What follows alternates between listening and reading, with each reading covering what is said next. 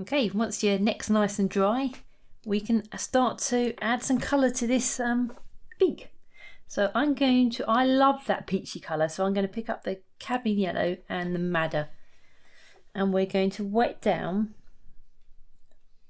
all of the beak, or the coloured bits. So start where you can see the peachy colour, work all the way down.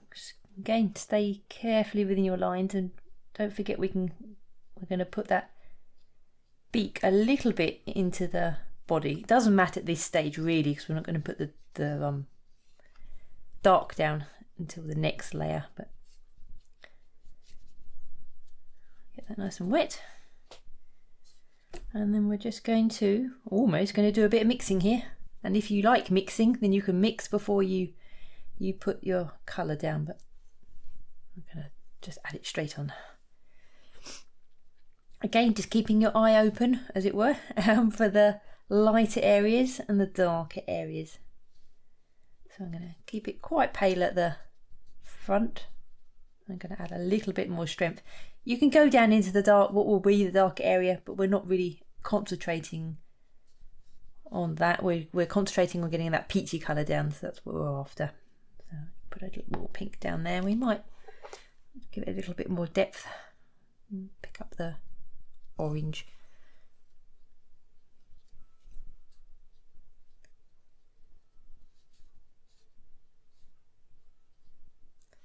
Okay, so keep squinting your eyes, keep adding the colour where you can see where it's heavier and darker, and leaving the lighter area a little bit pinkier.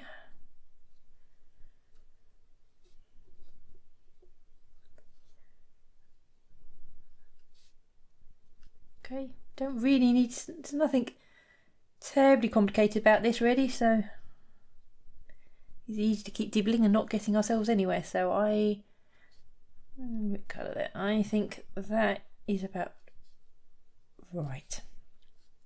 Now as ever, this is painting's a little bit, we've got to dry it, got to leave it to dry. We need to let that dry for a minute, and then we can add the dark. Now you could add the dark at this stage if you're feeling brave, but it's better to let it dry completely, and I'll tell you for why. If you start adding the dark now, it's more likely to push up, it's more likely to sort of mix with the colours we've already got down there. So it's better to let it dry, then we'll wet it all down again and just add the dark, so that it's going over the top of the nice layer we've already put down. So it's just a better way to do it, if I'm honest. Right, once that's lovely and dry, and if you've whizzed a hairdryer over it, that's fine. And you just be mindful it's probably quite warm, so your paint now is going to dry a bit quicker, and any area you wet down. So I'm just picking up my number 10, and we're going to re-wet the whole lot again, exactly as we did earlier. I say going into that body just a touch. You don't want it too wet at this layer, because we don't really want that grey moving around too quickly. Although it's not a paint that does move a lot, you may not be using the graphite grey, so it doesn't have to be soaking wet. So I'm picking up the graphite grey. I'm going to start right at the very bottom, so I know I've got that beak going in a little bit, and we're just going to tap our way up really. Lots of nice paint on your brush. Really make sure you get that lovely shape right, so take your time to get that nice and sculpted.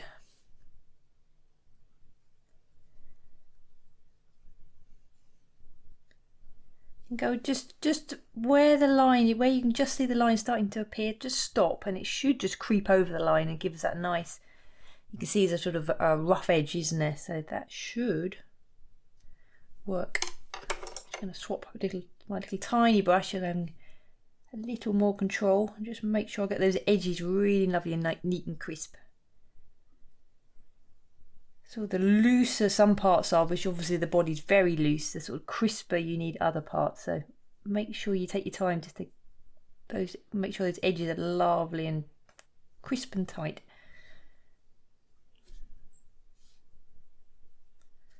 and then stop before you overfiddle. That's looking really lovely. I will just watch it as it begins to dry and make sure it doesn't creep up too far. Obviously, if it does, with a brush I can very gently sort of push it down. Or you can also give your ball just the tiniest tilt, so it would only need a little tilt. And that would encourage it to run back down and not sort of carry on creeping up. So yes, you just need to again let that dry, and if you can whiz a hairdryer over it to sort of speed up the process, but just make sure it's not too wet because you'll find it's shooting up the beak. Okay, now again, once that little proportion is dry, we can pick up my, let's get the grey off that, my number 10 brush, and we're going to just wet down this half. So you obviously see where the bill join comes in. So we're going to, beak shall I say, we're going to just re-wet that. And we're just going to strengthen it if needed. Again, if you've put enough strength down here when you did the peachy bit, then you don't need to add too much. It's just getting a nice divide. And be mindful of that shape. Make sure you stay within that dark line. I'm sure there's a very posh word for it and I don't know it. Okay, you can strengthen some of the dark if you felt you needed it. I probably don't, but I shall pop a little bit down there so you can see what I mean.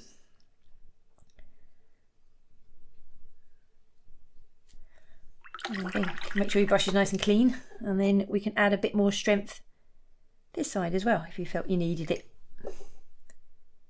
It's just giving us a nice, giving us a chance to sort of strengthen things up with another layer. Just to give it a little bit more punch. I think what I will do on the finishing off bits is just to soften this, but don't worry if yours is looking a little bit hard edged, don't worry, we'll sort all that out in the last bits. Okay, I'm liking how that's looking. Put those two down. Just make sure that orange doesn't creep into the black. So I'm just adding a little bit more, or grey should I say, not black. Just popping a little bit more down, just it's almost sort of, you're making a little dam in some ways. You're making sure that grey is pushing up into the orange and not allowing that orange to push down. It's all a little bit of a push and pull, a little bit of tinker if needed be. Lovely. Okay, now what we can do now, pick up the graphite grey, and I'm going to put that lovely strong line in. It comes out here, it's quite deep here, isn't it, as it does that bend. It's quite deep. Make sure you've got a nice thick amount of paint on your brush, and this isn't too wet. Sorry, I should have said that. Shouldn't move too much. You've got 2 layers now this grey is going on top of, so it shouldn't move too much. I've got a very unfortunate dobble of water there, so let me just get rid of that before it leaks out. It's gone. Again, just make sure you get the shape really lovely and crisp and work on the outside one. And allow that one to soften.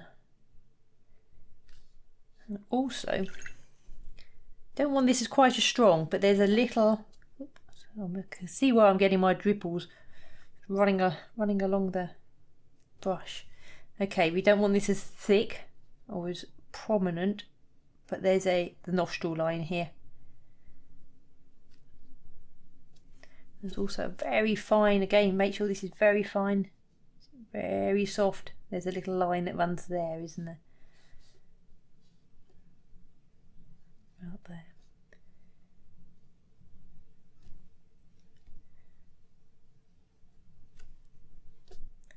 It's almost like sculpting. You can take little bits out, just very gently, very quietly, very mindfully. That's a bit of a corny word, but it's relevant. Okay, make sure that all that edge is nice and neat and crisp. Make sure none of that's moving too much. It should be just a little bit soft, just to stop all those very hard edges, but I have a thing about very hard edges, I think.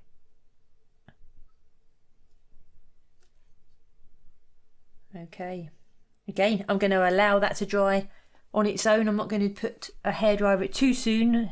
Again, it will just blow things around. So once it's beginning to go off, you can. But I think that's it for the. We also, you can see some little white lines running down there, and we can take little bits of colour out. But that's all. There's going to be a few little bits to do on the finishing off stages, but this is as far as you can get really with the beak. You can see. Hopefully these little things are helpful. You can just see, I'm just watching it as I'm talking and just making sure that doesn't creep. It's just beginning to creep a little bit. And I could just raise my board up a tiny bit, just a diddly bit, just to make sure that black doesn't keep running in. So just as it dries, I'll just watch it for a little minute while it gets to the sort of stage where I can put a hairdryer over it.